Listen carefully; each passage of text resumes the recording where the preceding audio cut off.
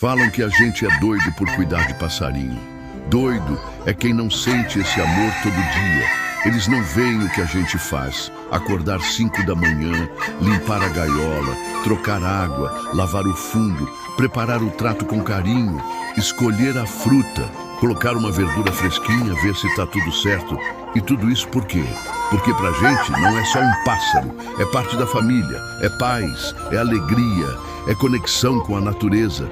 Mas quem olha de fora não entende. Falam que é perda de tempo, mas mal cuidam do próprio cachorro, trocam a água uma vez por semana e acham que tem moral para julgar. Ser passarinheiro não é para qualquer um, é para quem ama de verdade. Só quem é sabe. Se você também vive isso, comenta: eu sou raiz, e marca aquele amigo que entende esse amor.